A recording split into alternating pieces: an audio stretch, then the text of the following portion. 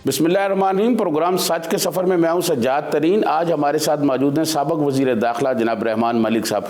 मलिक साहब, बहुत शुक्रिया आपने टाइम निकाला। मलिक साहब, सेनेट इलेक्शन होने वाले हैं और उस पर हुकूमत ये चाह रही है कि ओपन हैंडेड हो और अपोजिशन ये चाह रही है कि आइन और कानून के मुताबिक हो। ये मसला किस तरह हल हो पाएगा? थैंक यू सज्जाद साहब। मैं हमेशा कोई भी इंटरव्यू देने से पहले अपने कश्मीरी बहन भाइयों को नहीं भूलता। आज 548 दिन हो चुके हैं और मेरे आपके सबके कश्मीरी बहन भाई इस वक्त अंडर आर्मी कर्फ्यू हैं और पूरी मुस्लिम उम्मा इस पे खामोश है। हमारी हुकूमत के भी वो एफ़र्ट्स नहीं हैं जो होने चाहिए। मेरी दुआ है कि अल्लाह मियाँ इस आर्मी कर्फ्यू से उनका छुटकारा दे, और क्योंकि यकजहती का दिन भी है, मैं उस सूरत में ये ज़रूर एक्सप्रेस करूँगा कि पाकिस्तान की पूरी कौम, उस वाले से मैं आप पे आऊँगा, कश्मीर के वाले से, बच्चे से लेकर बड़ा हर एक आपके साथ खड़ा है। मुश्किल वक्त है, इंशाल्लाह ये भी गुजर जाएगा। सवाल आपका बड़ा इस वक्त बड़ा इम्पोर्टेंट है। देखिए, फियर्स जिसे आप मॉडर्न इंटेलिजेंस लैंग्वेज में फियर टेक्नोलॉजी कहते हैं, तो ये फियर टेक्नोलॉजी इस वक्त हमारी हुकूमत के दिमाग में घुस गई है और ये भूल गए हैं कि जो कॉन्स्टिट्यूशनल की रेलेवेंट क्लास है उसको आप चेंज नहीं कर सकते। आज भी सुप्रीम कोर्ट का अगर आप एडवाइस देखें तो उन्होंने कहा अगर हुकूमत ने अपना ये केस विड्रॉ न किया तो हम उस पर एडवाइस देंगे। एडवाइस से उनकी मिसाल ये है कि उस पर फैसला नहीं कर सकते, वो ये कहेंगे ये नहीं ये कर लो। तो लिहाजा मैं समझता हूँ कि इनको किसी भी सूरत में वो जो कॉन्स्टिट्यूशन एक मुतफ़िक़ा है जो हमारे पाकिस्तान को आगे लेके चल रहा है उसमें दरारें नहीं डालनी चाहिए, उसको इन्फ्लेक्ट नहीं करना चाहिए। इसलिए कि अगर आप ये चाहते हैं कि शो ऑफ हाथ करें, यानी शो ऑफ हैंड करके करेंगे, तो आप यही देखना चाहते हैं कि आपके लोग जो हैं वो किसी और को वोट ना दे दें।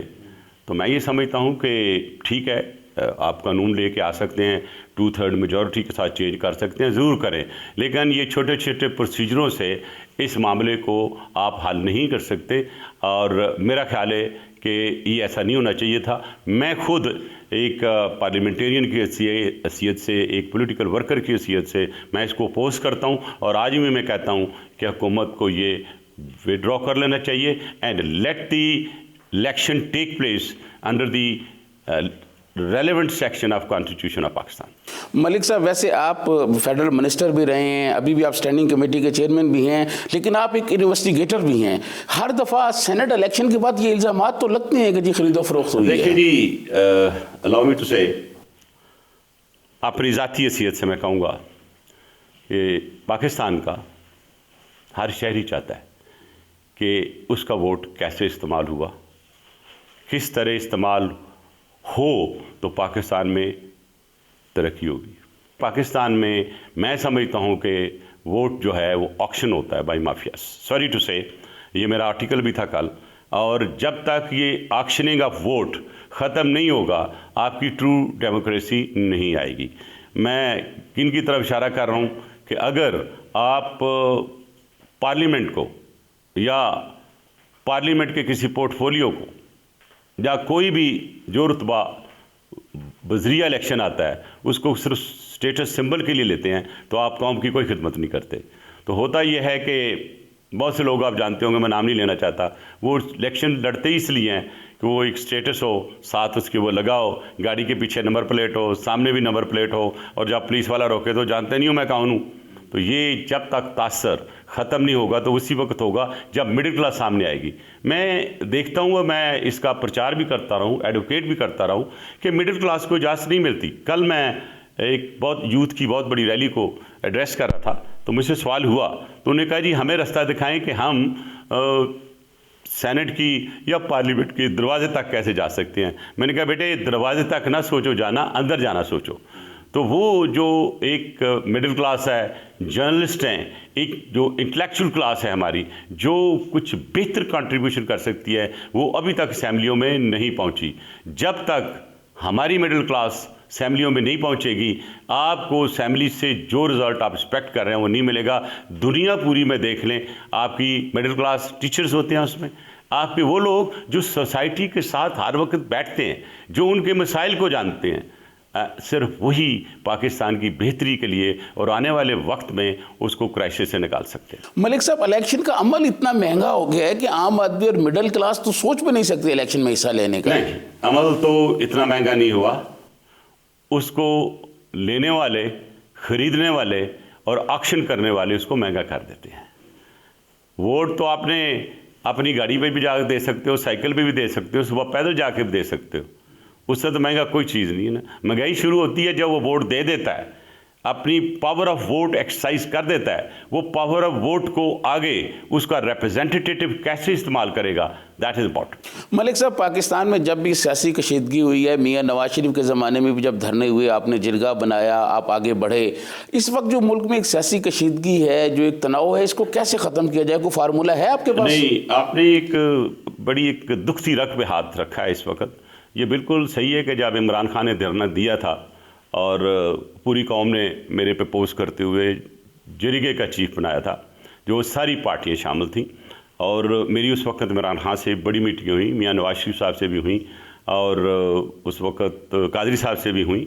तो मैंने एक ही चीज़ कही, मैंने कहा ये जो आपने सिलसिला शुरू किया लड़ाई झगड़े का और बिल्कुल स्टैंड स्टिल कर दिया पाकिस्तान को, ये पाकिस्तान के आने वाले वक्त के लिए नस्लें भुगतेंगी। तो लिहाजा एक बहुत लंबी दास्तान है, एक एग्रीमेंट की सूरत में मैं आगे लेके आया और वो एक बहुत बड़ा एक प्रॉब्लम, एक इशू था, वो ख़त्म हो गया।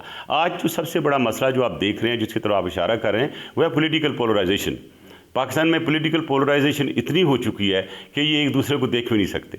मैंने इमरान खान को ज़बानी भी कहा, मैंने लिख के भी कहा कि अपनी ईगो एक साइड पे रखें, और ईगो जब एक साइड पे रखते हैं तो आप सारी पार्टीज़ को मिलें और एक रास्ता निकालें। मेरे नॉलेज के मुताबिक पॉलिटिकल जो थोड़ी बहुत विजडम मेरी है, मैं ये समझता हूँ कि कोई ऐसी चीज़ नहीं जिसका हल नहीं है। आपने देखा कि मैं पिछले तकरीबन 30 साल से पॉलिटिकल सिनेरियो में आ रहा हूँ और मोहतरमा के साथ बैठ के जो मैंने सीखा एक पॉलिटिकल वे आउट चीज़ों का, तो वो यही है कि अगर पॉलिटिकल वे नहीं है और अगर आपकी मशावरत नहीं है तो जमहूरियत कहाँ से हुई? फिर दिस इज़ डिक्टेटरशिप। कि जमहूरियत का हल तो बैठ के बातचीत से होता है। तो जब बातचीत से आप भाग रहे हैं तो फिर उसके बाद आप कैसे कह सकते हैं? और फिर ये है कि जो एक अनफॉर्चुनेट एस्पेक्ट आ चुका है कि हमारी सियासत में बड़ी थिन लाइन है between victimisation and accountability. And I hope कि सारी पार्टियां मिलकर बैठकर एक फैसला कर लें कि पाकिस्तान को आगे ले जाने के लिए हमें 4 चीज़ों पे मुत्तफिक होना पड़ेगा। आज नहीं, 2 साल बाद, 4 साल बाद। वो ये है कि आपकी इकोनॉमिक पॉलिसी, आपकी जो इस वक्त इंटरनल पॉलिसी है, जो आप कोई फॉरेन पॉलिसी है, ये 4-5 चीज़ों को जब तक आप दूसरी इकोनॉमिक सिचुएशन को बेहतर करने के लिए जब तक एक आप कलेक्टिव सोच के साथ आगे नहीं बढ़ेंगे तो आप ना हुकूमत को कोई गाइडेंस दे सकते हैं ना आप कौम को गाइडेंस दे सकते हैं। आज हालत ये है कि डॉलर जो है वो 160 से ऊपर गया है और आप इसके गवाह हैं कि मैंने पार्लियामेंट में उस वक्त कहा था, भी 115 का था, कि ये 120, 25, 30, 40, 50 के बाद मैंने दिल पे हाथ रख दिया था कि इससे मैं आगे कह नहीं सकता लेकिन बढ़ेगा। तो देन फॉरेन मिनिस्टर गार्ड आपके मलिक साहब आप तो दुनिया को डरा रहे हैं पब्लिक को। मैंने कहा मैं विड्रॉ कर लेता हूं, तुम कह दो कि ये 125 ऊपर नहीं जाएगा तो मैं अपनी स्टेटमेंट विड्रॉ कर लेता हूं। उसने कहा मैं ये नहीं कर सकता। तो मैंने कहा मैं भी ये विड्रॉ नहीं करूंगा और ये जाएगा आगे। आज जबकि पैसा रुपया डिप्लीट हो चुका है, आपका ग्रोथ रेट बिल्कुल डाउन जा चुका है, आपने पिछले हफ्ते 3 ट्रिलियन रुपीज़ छापा है, तो आपकी इन्फ्लेशन कहाँ जाएगी? किस पे असर जाएगा? जो इकोनॉमिक को समझते हैं, इवन अब आम आदमी की बात भी समझ में आती है कि यार ये एक लफ्ज़ है इन्फ्लेशन, जब इसकी फिगर बढ़ती है तो हमारे जो महंगाई हो जाती है मुल्क में, टमाटर लेने जाते हैं वो डबल कीमत के हो जाते हैं। वो इसलिए you understand the economic formula, economic behaviour. ऊपर हमसे एक और बहुत बड़ी लानत आ चुकी है फैटएफ की, जिससे हमें ग्रे लिस्ट में होने की वजह से हमारी जो वर्ल्ड वाइड डीलिंग है financial, that has been very badly affected. जो मैंने लेटर लिखा फैटएफ के प्रेसिडेंट को कि इसको हमें निकालें, और फिर हमें जो अपना टाइम पे एक्शन लेना चाहिए वो नहीं लिया। आपको पता है पूरी दुनिया में जब पैंडेमिक होती है तो एक फोर्स मजूर लॉ है, और फोर्स मजूर लॉ को अगर आप इस्तेमाल करें तो आप नकार कर दें 10 साल 20 साल के लिए हम नहीं दे सकते, कोई कुछ आपका नहीं बिगाड़ सकता। और उस 20 साल में अपनी इकानमी को पिक करें, वरना मुझे सॉरी आने वाले वक्त में मार्च अप्रैल में मुझे हालात बहुत बुरे नज़र आ रहे हैं। और अगर यही रही और आवाम सड़कों पर आ गई तो फिर ये शायद आपके प्राइम मिनिस्टर जो है वो रिक्वेस्ट करते फिरें पार्टियों के आए मिलकर बैठें। देखिए अवाम जब उठती है तो बहुत बुरी तरह से उठती है, और वो जिसके घर में खाना नहीं होता वो भी आप देख लें। मैं क्राइम रेट की स्टडी कर रहा था, जिस दिन से महंगाई बढ़ी है क्राइम बढ़ गए हैं, और इस वजह से कि लोगों ने अपने बच्चों को खाना खिलाना, डाके मारेंगे, चोरियाँ करेंगे, रास्ते में लोगों को लूटेंगे। तो लिहाजा क्राइम रेट को भी रोकने के लिए ये एक क्रिमिनोलॉजी का एक बेसिक प्रिंसिपल है कि जब आपकी जो इकॉनमी ख़राब होगी, आपके सोशल स्ट्रक्चर में प्रॉब्लम्स होंगे, तो क्राइम जो है वो बढ़ेगा। नाज़रीन, यहाँ वक्त एक ब्रेक का, ब्रेक से वापस आएंगे तो मलिक साहब से मज़ीद गुफ्तगू जारी रखेंगे।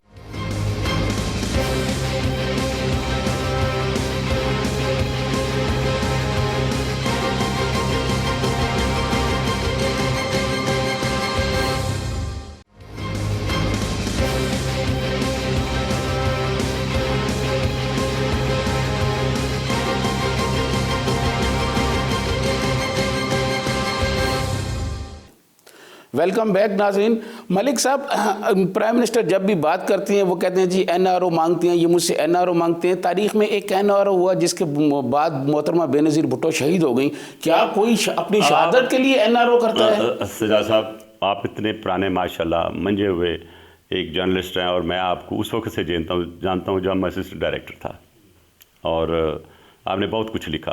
मैंने पहले कैटेगोरिकली स्टेट किया है कि पाकिस्तान पीपल्स पार्टी ने एनआरओ नहीं लिया था, और अगर कोई साबित कर दे कि पाकिस्तान पीपल्स पार्टी ने एनआरओ लिया था, मैं हमेशा के लिए साथ छोड़ दूंगा। मैं अभी इस वाक़या का जिक्र कर दूं कि जब मैं मीडिएट कर रहा था बिटवीन जनरल मुशर्रफ और मोहतरमा, तो ये बातचीत चली थी कि जी केसेस ख़त्म कर देंगे। बीबी ने कहा मुझे केसेस ख़त्म कराने की ज़रूरत नहीं है। जनरल हामिद, जो कि उनके उस वक़्त के प्रिंसिपल स्टाफ ऑफिसर थे, उन्होंने एक फैक्स भेजी, और लंदन में था, बीबी थी, मैं भी थे, आसफ साहब थे, और जब वो फैक्स देखी मोहतरमा ने, तो वो डिस्कशन हुई, और मोहतरमा ने मुझे कहा कि इस पर नो लिख के भेज दें। तो मैंने वो नो लिख के प्रेसिडेंट को वापस भेज दिया, तो आज तक मौजूद है। हाँ, एनआरओ जिस तरह हुआ उसकी भी थोड़ी बेसिक वजूहात देख लें। हमने क्योंकि इनकार किया, तो MQM क्योंकि इनका इलाज थे, उन्होंने मुझे कहा, हमारे एक दोस्त हैं लंदन में, उन्होंने कहा मलिक साहब आपने क्यों इनकार किया, फ़ायदा ज़्यादा हमारा था, आप बीच में निकल गए हैं। मैंने कहा जी हमारा फैसला ये है कि हम एनआरओ नहीं करेंगे, हमें कोई केसेस आपने ख़त्म नहीं कराने, हमारे 6-7 टोटल केसेस हैं, विल फेस दी कोर्ट्स इंशाल्लाह। और बाद में आपने देखा हमने कोर्ट फेस भी किए।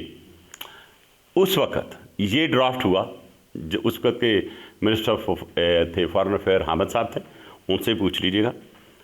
और फिर शौकत अजीज़ प्राइम मिनिस्टर थे, एक ड्राफ्ट बना जो कैबिनेट में गया, कैबिनेट में शौकत अजीज़ साहब ने अप्रूव किया, प्रेसिडेंट उस वक्त थे, आपको पता है जनरल मुशर्रफ ने अप्रूव किया, तो ये एक एनआरओ नेशनल रिकॉन्सिलिएशन ऑर्डिनेंस बना।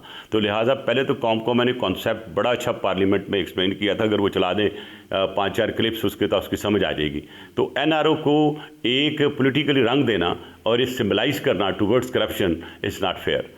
ये एक वन टाइम हुआ, हमारे लिए नहीं हुआ, किसी और के लिए हुआ, और अब वो भी एक नेगोशिएशन इंस्ट्रूमेंट बनाया, जिन्होंने भी बनाया, हमारा नहीं बना, इसलिए कि हम कर रहे थे कोशिश कि डेमोक्रेसी की ट्रांजिशन जो है पाकिस्तान में होनी बहुत ज़रूरी है। और Benazir basically actually insisted and consistently कि हमें पाकिस्तान में डेमोक्रेटिक सिस्टम लाना है, तो उसके लिए हम आगे बढ़े। लिहाजा मैं अभी फिर दोबारा आपकी वसासत से प्राइम मिनिस्टर अपील करूंगा कि एनआरओ जो है उसको एक सिंबॉलिक नाम देते हुए सियासतपुरी को आप इसमें मत घसीटें, और देखें ये कि आप मुल्क के लिए, कौम के लिए महंगाई ख़त्म करने के लिए क्या कर सकते हैं। मलिक साहब, इस वक्त जो एहतसाब हो रहा है उसमें इस वक्त मौजूदा हुकूमत जो है वो जब भी बात करती है, प्राइम मिनिस्टर वो ये ऐसा कह रहे हैं कि जैसे सारी अपोजिशन के लोग ही चोर हैं और बाकी हुकूमत में कोई ऐसा नहीं है। एहतसाब वाले सवाल करता हूं हुकूमत से और आपसे भी, क्या नायब हुकूमत के मुताबिक है? अगर तो वो कहते हैं कि हुकूमत के अंडर काम कर रहा है तो सारा कुछ ये कर रहे हैं, और अगर नायब उनके अंडर नहीं है तो ये सारा वो क्लेम क्यों करते हैं जितनी कोई नायब की एफिशिएंसी है या नायब के केसेस हैं? मेरे मुताबिक एज ए पार्लियामेंटेरियन और एक लेजिस्लेटिव की हैसियत से मैं ये कहता हूँ कि नायब इस वक्त या कानून के मुताबिक जवाबदेह नहीं है प्राइम मिनिस्टर को, और अगर ये ज़बरदस्ती जवाबदेह बना रहे हैं और किसी का काम किया अपने सर ले रहे हैं तो उनके सर में बहुत बड़ी पड़ेगी। क्योंकि जब बहुत सी गांठें डाल देते हैं ना आप, जब अपनी बारी आती है तो खोलने में बड़ी मुश्किलात होती हैं। तो लिहाजा रही बात करप्शन की, तो करप्शन कौन से दौर में नहीं हुई। इट्स अनफॉर्चुनेट, मैं इसको कंडम भी करता हूँ और मैंने इस पर काम भी बहुत किया। आपको पता है कि आज जो केसेस चल रहे हैं उसके पीछे किसकी इन्वेस्टिगेशन थी, मैं ज़्यादा वो बात नहीं करना चाहता, लेकिन जब प्रिंसिपल की बात आती है और JIT ने मुझसे पूछा था तो मैं इन प्रिंसिपल जो फैक्ट चीज़ थी बताई थी, किसी को मुश्किल में या किसी को ट्रैप या किसी के खिलाफ कोई झूठी चीज़ नहीं लगाना चाहता था। लिहाजा मैं एक चीज़ अर्ज़ कर दूं कि ये जो इस वक्त गुज़र है वक्त, ये क्राइसिस का है। ये आने वाले वक्त में हमें यूनिटी चाहिए, कलेक्टिव सोच चाहिए। आपने सिर्फ अकाउंटेबिलिटी को सामने रख के पूरे सिस्टम को अगर आप बर्बाद करेंगे तो ये पूरी डेमोक्रेटिक सिस्टम को नुकसान दे सकता है। आज भी देख लें जो हालात वाक़यात आपके सामने आ रहे हैं, वो एक क्राइसिस की तरफ आपको लेके जा रहे हैं। अगर आपके क्राइसिस इसी तरह ही चलते रहे, दुनिया से आप आइसोलेट हो गए, ईस्टर्न बॉर्डर से आप पे अटैक हो रहे हैं, वेस्टर्न बॉर्डर से आप पे अटैक हो रहे हैं, और इस वक्त इंडिया जिस एक बड़े प्रैग्मेटिक तरीके से आपके खिलाफ काम कर रहा है वो भी आपके सामने है। और आपको ये भी पता है कि डिसइंफो लैब जिसने पाकिस्तान के ख़िलाफ़ बहुत काम किया, नेगेटिविटी की, हमें मनी लॉन्डर बनाने की कोशिश की, हमें टेररिस्ट बनाने की कोशिश की, आज वो एक्सपोज हो चुका है बाय ये थर्ड पार्टी। हुकूमत ने क्या किया? क्यों हुकूमत अभी तक इंटरपोल में नहीं की? क्यों आपने एक रिपोर्ट क्रिमिनल मिसकंडक्ट की अगेंस्ट इंडिया अभी तक फाइल क्यों नहीं कराई? और मैंने टाइम दिया वो 1 महीने का, अगर नहीं होता तो मैं खुद जा रहा हूँ इंटरपोल अगेंस्ट इंडिया, मैं ICJ में भी जाऊँगा। और आज तक देखें इतनी सारी ह्यूमैनिटी के ख़िलाफ़ जो कुछ किया है मोदी ने, यानी अगर देखें क्राइम अगेंस्ट ह्यूमैनिटी, तो in the history of the world you have not seen such kind of brutalities जो इस वक्त कर रहा है प्राइम मिनिस्टर मोदी। क्या हमारा हक नहीं था जाना? अगर एक छोटे से अफ्रीकन मुल्क से उठा के एक बंदा चला जाता है ICJ में और ICC में और वो फैसला ले आता है होंगे मुसलमानों के लिए और उनकी फेवर में, तो क्या हम तो एक न्यूक्लियर स्टेट हैं? हमने तो कमिट किया हुआ कश्मीरियों के साथ, कायद-ए-आज़म मोहम्मद अली जिन्ना से लेकर जुल्फ़िकार अली भुट्टो से लेकर बेनज़ीर भुट्टो साहब से, और आज सब बात करते हैं हम कश्मीर की, but where are we practically, what are we doing? और ये डिप्लोमेटिक वार है, ये यहाँ वर्ड ऑफ वार नहीं है। मैं इतनी बड़ी तकरीर भी कर दूंगा, बड़ी फ्लैशी तकरीर कर दूंगा, मैं बड़ी सख्त तकरीर कर दूंगा, but what it will make difference to the Kashmiris? Difference will come when we stand in the United Nations every 1 month. We stand before ICJ, we stand before ICCC, we stand before the international human rights, that this is what it is happening. कहाँ हो रहा है मुझे बता दें। देखें हम बात करते हैं लेकिन जब काम करने की बात आती है हम आम आदमी को भी भूल जाते हैं, हम कश्मीरियों को भी भूल जाते हैं, और हम सब ये देखते हैं ये कुर्सी कैसे बचानी है। ये कुर्सी बचाने के लिए हमने पूरी कौम के इंटरेस्ट को दांव पे लगाया हुआ है। मलिक साहब, आपने कश्मीर की बात की, मोदी की बात की। प्राइम मिनिस्टर मोदी ने जिस तरह 2 आर्टिकल ख़त्म करके कश्मीर की खुसूसी हैसियत को ख़त्म कर दिया, उस पर हमारी जो पॉलिसी थी वो आप कैसे देखते हैं? और अब जो इंडिया में किसान जो हैं वो पूरे वहाँ जमा हो गए हैं, उनको आप किस तरह देख रहे हैं? सबसे पहले ये कहूँगा कि किसानों के साथ जो हो रहा है बहुत बड़ी ज़्यादती हो रही है, और ये तारीख पूरे इंडिया में अब दाखिल हो रही है। देखें, बेसिकली गुस्सा किसी न किसी तरीके से निकल जाता है, क्योंकि इंडिया की आइडियालॉजी हिंदुत्व है, और वो समझते हैं कि इस खित्ते में सिर्फ हिंदू होना चाहिए, इसमें ना मुसलमान होना चाहिए ना कोई क्रिश्चियन होना चाहिए। I was so shocked to see a statement by one of the ministers, और वो RSS का है। वो कहता है जी कौन कहता है इक्वालिटी की बात करते हैं, कौन सी ह्यूमन राइट्स की इक्वालिटी की बात, ये तो इक्वल्स विद इन इक्वल्स है। ये उसने ये एक डेफिनेशन निकाली है, इक्वल्स विद इन इक्वल्स। तो मैंने उससे सवाल किया, यार सबसे पहले मुझे वो फार्मूला बता दो जिससे तुमने इक्वल पैदा किया। देखिए ना, एक चीज़ का जन्म होता है ना, तो इक्वल के पेरेंट्स कौन है? वो भी तो हिंदू थे, वो भी तो वही लोग थे। उन्हीं इक्वल्स में से जिसके पास पैसा ज़्यादा आ गया या उसके पास को मनसब आ गया तो उसको आप बड़ा इक्वल कह देते हैं। तो जी इक्वल छोटा और इक्वल बड़ा जो मेरे हिसाब से पहली दफ़ा हुआ है, तो उस इक्वल्स विद इन इक्वल्स की जो बात चल रही है, यही वो सारे प्रॉब्लम इशू हुए हैं। और रही बात आपकी मोदी की, जो उसने कश्मीर को पूरे स्टेटस को स्क्रैप किया, हमारे बहुत से इंटेलेक्चुअल माशाल्लाह आप जानते हैं वो कहते थे इस दफ़ा अगर, और इवन प्राइम मिनिस्टर भी कहा कि इस दफ़ा मोदी आ गया तो हमारा कश्मीर का मसला भी हल हो जाएगा, हमारे सारे इश्यूज़ हल हो जाएंगे। और मैंने इस किताब में उसके इलेक्शन से पहले ये लिखा था, ये वाला, और मैंने कहा था कि वो अगर आएगा तो सबसे ज़्यादा पाकिस्तान को तकलीफ देगा। वो कश्मीर को मसले को स्क्रैप करने की कोशिश करेगा, क्योंकि मैं उस वक्त से इसको ट्रैक कर रहा था, इसके जो $15 बिलियन जो इन्होंने बाहर इस्तेमाल किए हैं पाकिस्तान के ख़िलाफ़। और इसमें देख लें कि वो चीज़ें जो मेरी प्रेडिक्शन थी, जो मैंने पुलवामा का बड़ी क्लैरिटी के साथ कहा था, you prime minister Modi, you engineered it, you actually executed it through RA and your military, कि ताकि ये पुलवामा का वाक़या हो और एंटी मुस्लिम फीलिंग क्रिएट हो और तुम इलेक्शन जीत सको। ये उसके इलेक्शन से पहले का है ये, और वो साबित हुआ। अब अनफॉर्चुनेटली वहाँ पे जितनी पार्टीज़ हैं, RS ने अपने डंडे के तौर पर एक मिलिटेंट ऑर्गेनाइजेशन के तौर पे चुप कराया हुआ है। बट जो मैं देख रहा हूँ जिस तरह चीज़ें बढ़ रही हैं, और जो मेरी अंदर की इन्फॉर्मेशन भी कुछ आ रही है कि अमित शाह इसके ख़िलाफ़ अंदर से हो गया हुआ है और वो कोशिश कर रहा है इसको निकालने की, और RSS का एक बहुत बड़ा ग्रुप इसके ख़िलाफ़ है इस वक्त मोदी के। तो मुझे लग रहा है कि जिस अंदाज से इंडिया की आवाम इससे पिस रही है, और इसने जिस तरह दुनिया में एक एक्सट्रीमिस्ट बन के पूरी दुनिया में इंडिया की बदनामी कराई है, वो भी आपके सामने है। और he did his best to create a kind of a cold war, rather he put more input in it कि अमेरिका और चाइना के खिलाफ जो है एक दूसरे के खिलाफ ही हो जाएं। और आपने देखा जिस तरह से हरकत की, और इसने बड़ी वो अपने जैसे नारे मारता है, basically he is impressed from the Bollywood. वो जो वहाँ पे फिल्में देख रहा था, या वो विलन बनना चाहता था, हीरो तो नहीं बन गया, विलन ज़रूर बन गया। आपने देख लिया कि इधर जब हमारे यहाँ एयर स्ट्राइक करवा रहा था तो ये वहाँ पे एक गन पे, टैंक पे ये सारे खड़े होके तो ये एक फिल्म बनवा रहा था, ताकि ये जब चले तो पीछे चले कि प्राइम मिनिस्टर मोदी जो था, जब ये सब कुछ हो रहा था तो वो रेगिस्तान में वहाँ पे जो उनका इलाका उसमें ये खड़ा था। थैंक गॉड कि वो 2 दरख्त गिरा के चले गए और एक अपना जो पायलट था हमारे पास वाले चले गए करके। और आई थिंक कि उसको ये समझने की कोशिश करनी, Pakistan is a nuclear state. मैं हमेशा वार्न करता हूँ, mind your ways and the way you are dealing with Pakistan.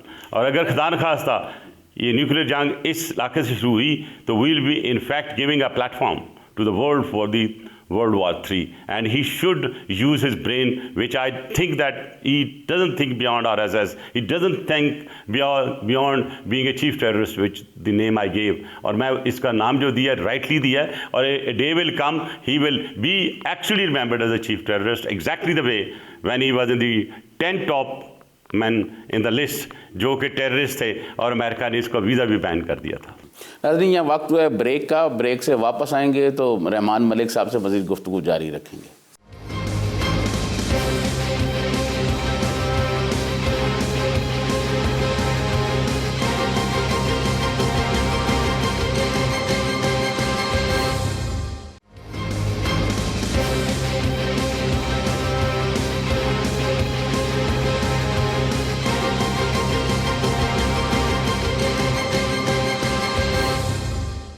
Welcome back नाज़रीन। मलिक साहब, अमेरिका में जो बाइडन आ गए हैं, जब पीपल्स पार्टी की हुकूमत थी तो बहुत मरतबा वो आते रहे, आपसे भी मुलाकातें होती रहीं, तो क्या ये कुछ उम्मीद रखी जाए कि उनके आने से खित्ते की सूरत हाल को बेहतर होगी? मैं 2 हिस्सों में डिवाइड करता हूँ इस क्वेश्चन को कि जो Biden himself is an affable man, very interesting person, down to earth. मुझे मोहतरमा बेनज़ीर भुट्टो शहीद साहब मैंने इंट्रोड्यूस करवाया था, और उस वक्त कराया था जब हम जमहूरियत की ट्रांजिशन की बात कर रहे थे। यही वक्त था जब मैं जॉन कैरी को भी मिला था।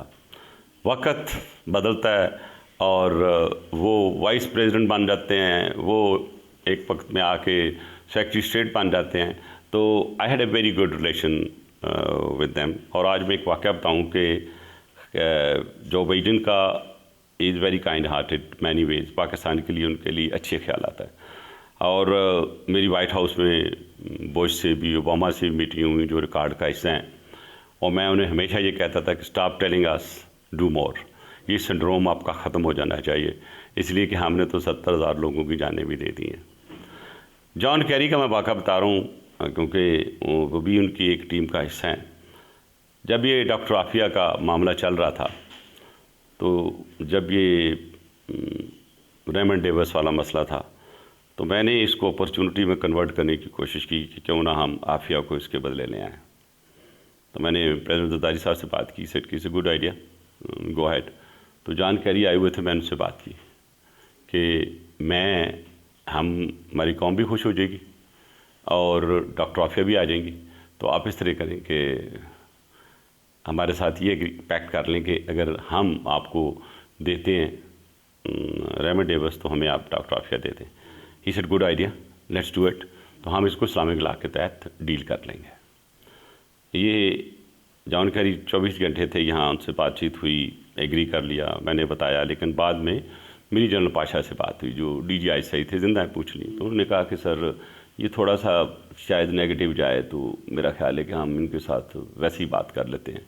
और फिर एक मीटिंग हुई, जनरल कियानी थे, मैं था, प्रेसिडेंट थे, आपके शाहमूद कुरैशी भी मौजूद थे उसमें, और जनरल पाशा भी थे। तो उन्होंने कहा कि ये से हमारा पंजाब डील कर लेता है। तो उन्होंने कहा जी क्योंकि आपकी पंजाब हुकूमत के साथ कोई इतने अच्छे तल्लुकात नहीं हैं मलिक साहब, तो हम जनरल पाशा कहते हैं वो डील कर लेते हैं। तो दिस इज़ हाउ वो ड्राफ्ट जिसके तहत इनका एक एग्रीमेंट हुआ था बिटवीन दी विक्टिम फैमिली और उस वक़्त की गवर्नमेंट के साथ, वो बेसिकली वो ड्राफ्ट था जो बेसिकली मैंने डॉक्टर आफिया के लिए बनाया था, लेकिन वो इस्तेमाल दूसरी तरफ हो गया। तो मैंने जो अच्छी चीज़ देखी कि एक पॉजिटिव सजेशन मैंने दी, उन्होंने मान ली। ये अलग बात है कि हमारे यहाँ अपनी पॉलिटिकल कुछ इश्यू की वजह से नहीं हुआ। ये तो है एक साइड जो उनकी प्रैक्टिकल एज ए ह्यूमैनिटी के बेसिस पे उनका है। लेकिन अमेरिका में आपको बता दूं मैं कि वहाँ पॉलिसी चलती है।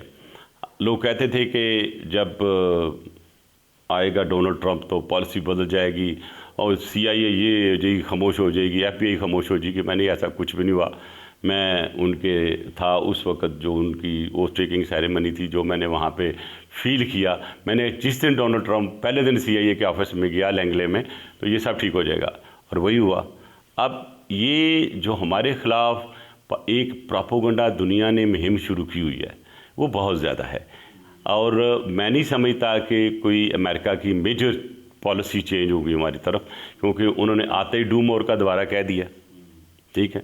उसके बाद हमारी कोर्ट ने फैसला किया उमर शेख के, विदाउट गोइंग इनटू डिटेल्स, वो भी चैलेंज हो गया।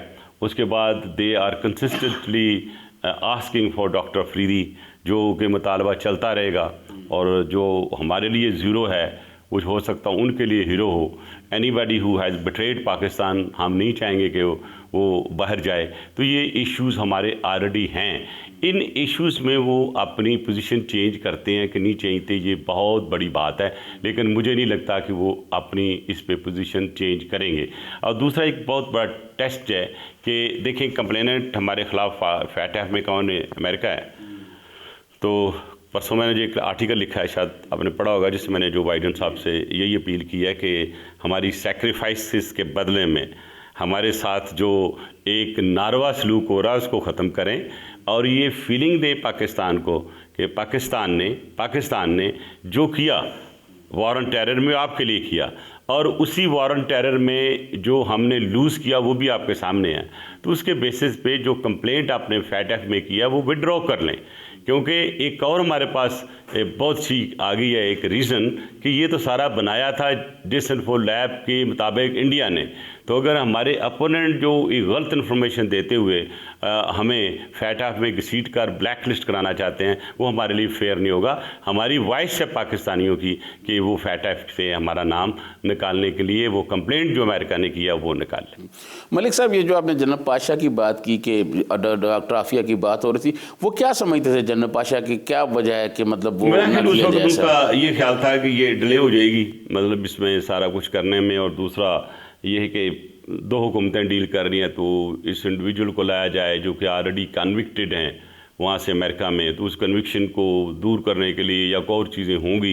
लेकिन मैंने उनको जो अपना प्ली दी थी, बल्कि मैंने अटॉर्नी जनरल US को भी ये कहा था कि देखें ये पाकिस्तानी हैं, ये पाकिस्तान से अगवा हुई थी, और आपने जाके इस पर केस ठोक दिया वहाँ पे, sorry word using the word, कि इसने वो गन पकड़ के किसी अमेरिकन को मारने की कोशिश करी। इट इज़ ऑल लाइज, ये बिल्कुल एक बनाया हुआ केस था। और दूसरी एक और चीज़ देखें कि कानून दुनिया का ये है कि अगर किसी मुल्क का कोई शहरी किसी दूसरे मुल्क में पकड़ा जाता है तो उसको दूसरा मुल्क नहीं ले जा सकता, उसको पहले उस मुल्क में भेजना पड़ता है, और एक प्रॉपर कार्रवाई जो डिपोर्टेशन की या एक्सट्रेडिशन की है वो होती है। तो वो डॉक्टर आफिया के सिलसिले में नहीं हुई। तो डॉक्टर आफिया को जो सज़ा हुई है बेसिकली जो उसके बेसिस बनाए गए हैं, जैसे आप कहते हैं कि एलिबाई बनाई गई है, वो बिल्कुल गलत बनाई गई है, उसका बेसिस 100% गलत है। वो मैं नहीं जाता केस की डिटेल में कि उन्होंने क्या किया। बेसिकली उसने एक अरब से शादी की और जो अरब था वो गालबन चचनिया में काम करता था, पब्लिक को शायद ना पता हो, लेकिन बीवी बेचारी का क्या कसूर था। उस बीवी को जिससे अगवा किया गया, 3 बच्चों को अगवा किया, वो भी आपके सामने है। एक बच्चे को पटक दिया ज़मीन पे, वो भी पब्लिक है, दुनिया को पता है। लेकिन मैंने 2 बच्चे जिनका मुझे पता चला वो ज़िंदा हैं, वो जिस तरह हमने लिए वो आपके सामने है, और मेरी कोशिश भी उसमें शामिल थी। ज़ाहिर है उस वक्त की हुकूमत भी, और हमारा ये पूरी कोशिश के साथ हमने उनको बरामद करवाया और लेके आए पाकिस्तान में। मलिक साहब, आपने जिस तरह ये बात बताई, इससे लगता है कि उस वक्त सारे कौमी सलामती के इदारे भी एतबार में थे, लूप में लिए हुए थे, बातचीत हो रही थी। लेकिन शाह महमूद कुरैशी साहब जो अभी वजीर खारजा हैं, वो तो रहमत डेविड के सारे मामला जरदारी साहब पर और पीपल्स पार्टी पर डालते हैं। शाह महमूद कुरैशी साहब मेरे अच्छे दोस्त भी हैं, हमने इकट्ठा काम किया, और जो मैंने बात की है इसमें 1% भी गलत नहीं है। और ये जब मेरे नोटिस में केस आया as a minister of interior, और ये वीज़ा बिल्कुल फॉरेन ऑफिस के कहने पे दिया गया हुआ था, तो फिर मैंने सारे वीज़ों को एग्जामिन कराया। और जब मुझे अमेरिकन एम्बेसडर आई कि इसको छोड़ दें, तो मैंने कहा I am sorry I will not leave him. कहती है डिप्लोमेट है। मैंने कहा no he is not a diplomat. Diplomat की एक डेफिनेशन है, मैंने देखी है, तो I am sorry I will not release. और मैंने उसी दिन इसको अरेस्ट करा के बंद कराया था। इट वॉज मी, रिकॉर्ड देख लें आप। और रही बात उनकी पॉलिटिकल स्टेटमेंट है, मैं उनको क्या कह सकता हूँ। बहरहाल इस चीज़ का रिकॉर्ड अगर निकलवा के आपने देखना है तो पंजाब गवर्नमेंट की होम डिपार्टमेंट से निकाल लें कि उस वक़्त ये किस तरह गए थे। और उसमें मिनिस्टर ऑफ फॉरेन अफेयर्स की में जो डिसीजन हुई थी वो उस वक़्त वज़ीर थे और मेरे साथ थी प्रेसिडेंट हाउस में, जो बड़ा हॉल है उसमें बैठ के मीटिंग हुई थी। तो मेरा ख्याल है कि वो ऐसी बात वो जो कहते हैं कि मैंने क्योंकि रहमत डेविस को भेज दिया था मैंने रिज़ाइन कर दिया था, मैं नहीं समझता को ऐसी बात थी। वो हुकूमत का हिस्सा थे और हुकूमत के हिस्से के साथ पुरजे जो होते हैं पूरी मशीनरी के साथ चलते हैं। और ये जो मैंने बात की है मैंने 100% करेक्ट की है। जॉन कैरी ज़िंदा है, अभी वो सेक्रेटरी स्टेट है, सेक्रेटरी है, उसका एनर्जी का सेक्रेटरी है या मेरा नहीं इसके हैं क्लाइमेट के हैं, तो उनसे पूछ लीजिए मैंने बात की है, गलत तो नहीं की। बहरहाल मैंने तो कोशिश ये की थी कि आफिया वापस आ जाएँ क्योंकि ये एक मसला है। बल्कि कभी आए तो अल्लाह करे मौका मिले आपको हेनरी क्लिंटन का इंटरव्यू करने के लिए। तो जब बनी सेक्रेटरी स्टेट तो उस वक्त मैं यूएस में था, तो एक मीटिंग उन्होंने की, जाने से पहले करना चाहती थी। तो मैं था, कुछ और भी हमारे मिनिस्टर थे, नहीं कोई ऑफिशियल थे, एम्बेसी भी थी। तो उन्होंने कहा mister Malik what should I do before going to US. मैंने कहा I hope you will be able to do it. कहती no I can. I said then actually book the flight and book Dr. Afia with you in your plane and land in Pakistan and see how much care and welcome do you get। तो मैं तो जहाँ मौका मिलता था ये करता था बात। ये जो मैं बातें बता रहा हूँ हिस्टोरिकल हैं, लोग ज़िंदा हैं और उनको पता है जो मैंने बातें की हैं। और मैं कोई ऐसी बात नहीं करूँगा जो मैं कल को कहूँ कि ठीक नहीं है। लेकिन मैं किसी किस्म का इस वक्त मुल्क में कोई नेगेटिविटी क्रिएट नहीं करना चाहता क्योंकि ऑलरेडी हम बड़े ही इशू से प्रॉब्लम से गुजर रहे हैं। मलिक साहब, अफगानिस्तान में आप क्या देख रहे हैं? जो बाइडेन के आने के बाद अफगानिस्तान की कोई तब्दीली या कोई सूरत हाल, अमेरिकन पॉलिसी में तब्दीली? देखें, फिर लोग कहेंगे कि रहमान मलिक जो कहता है शायद क्यों कहता है ऐसे। जब ये इनके मुज़ाकरात शुरू हुए थे तो एक चीज़ मैं अर्ज़ कर दूँ, पाकिस्तान बहुत मेहनत की इसमें। पाकिस्तान ने इतनी मेहनत की कि इन सबको कतर में एक जगह इकट्ठा कर दिया। लेकिन मैं उसके जो ब्लैक होल्स थे वो देख रहा था। उसमें ब्लैक होल इंडिया है जो नहीं चाहेगा कि अफ़गानिस्तान में अमन आए, क्योंकि अफ़गानिस्तान का अमन का मतलब पाकिस्तान में अमन है। उस पर डोंट फॉरगेट ईरान का भी वहाँ के पूरे सिस्टम में एक शेयर है, एक उनका पॉलिटिकली भी है, पॉपुलेशन वाइज भी है। तो मैंने कहा कि ईरान को भी लाओ इसमें, इंडिया से अंडरटेकिंग लोगों को इंटरफेयर नहीं करेगा। दूसरा मैंने कहा मुझे ये फेलियर होता हुआ नज़र इसलिए आ रहा है कि अफ़गानिस्तान के जो अफ़गान तालिबान हैं वो उनमें आपस में रिफ्ट है और वो तकरीब 15-16 फैक्शंस हैं। वो जो 15-16 फैक्शन जब तक इकट्ठे नहीं होंगे, अगर 2-4 के साथ बात करेंगे तो ऑटोमेटिकली आने वाले वक्त में ये इकट्ठे नहीं रहेंगे, ये इस मादे को तोड़ देंगे। और आपने वही देखा, वही होते देखा। आज भी मैं ज़्यादा आपका टाइम लिए बगैर से इतना कहूँगा कि अफ़गानिस्तान की सिचुएशन अभी और वर्स्ट होगी। वजह क्योंकि अफ़गान तालिबान नहीं चाहते कि प्रेसिडेंट अशरफ गनी जो है वो कंटिन्यू करें, और इस वक्त इंटरनल रिफ्ट है बिटवीन अशरफ गनी एंड अब्दुल्ला। उसमें तीसरा ग्रुप आ गया है, वो मुजीब साहब वाला जो पहला था, जो उनका एक अपना एक पॉइंट ऑफ व्यू था कम्युनिज़म वगैरह का। तो उसमें जो मर्जिंग प्लेयर देखें, कानूनी है, उसके बाद हनीफ इम्तियार है, उसके बाद उनके दूसरे जो लोग हैं, ज़ालमे साहब काफ़ी कोशिश की, बड़े अच्छे डिप्लोमेट हैं, अफ़गानिस्तान से तल्लक़ रखते हैं, मेहनत से ऊपर आए हैं। मैं ये समझता हूँ कि अगर अमेरिका अमन चाहता है तो इसका मेरे पास तो भी जो हल नज़र आ रहा है कि अमेरिका शुड लीव अफ़गानिस्तान, और यहाँ पे जो आपकी यूएन फोर्सेस उसको लेके इलेक्शन करा के जो आता है उसको आने दें। लेकिन अगर ऐसा ना हुआ तो मैं आने वाले वक्त में अफ़गान तालिबान की गवर्नमेंट देखता हूँ अफ़गानिस्तान में।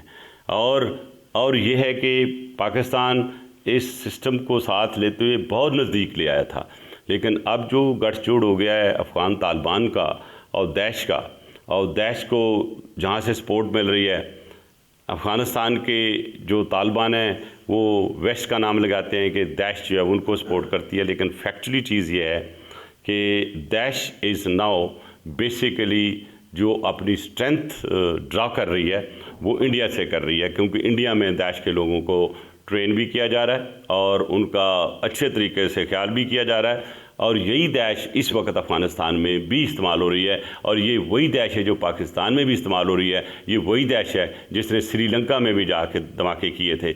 और अगर इंडिया को किसी को मेरी बात सुन के ज़रा तकलीफ़ पहुंची हो तो मेरे साथ आएँ, मेरे साथ बैठ के दलाइल कर लें, मेरे साथ किसी चैनल में वर्ल्ड में आ जाए, मैं साबित करूँगा कि आप नाबल के इंडियन टेररिस्ट हैं। ये अभी फुल फाइनेंस कर रहे हैं इसको, दाइश को, और दाइश को जो फाइनेंस करके ये तैयार करके इसको चाइना भी भेजना चाहते हैं, ये उसको ईरान में भी इस्तेमाल करेंगे।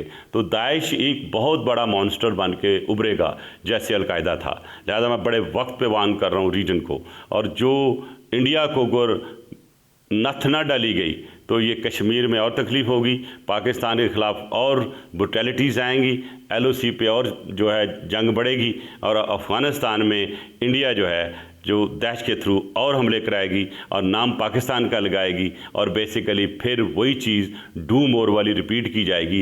लिहाजा पाकिस्तान की जो इस वक्त हायरार्की बैठी हुई है, सजाद साहब, उनको सोचना चाहिए एक प्लान के साथ दे शुड प्रोसीड फर्दर, ताकि पाकिस्तान को आने वाले वक्त में ऐसे इल्ज़ामात से बरीउज़्ज़मा। बहुत बहुत शुक्रिया रहमान मलिक साहब। नाजरीन, आपने रहमान मलिक साहब का इंटरव्यू सुना, आपने उनकी गुफ्तगू सुनी, उन्होंने मुल्क की सूरत हाल पर भी, बैनुल-अक़वामी सूरत हाल पर भी अपना एक भरपूर तज्ज़िया दी है। इसी के साथ सज्जाद तरीन को इजाज़त दीजिए। अल्लाह हाफ़िज़।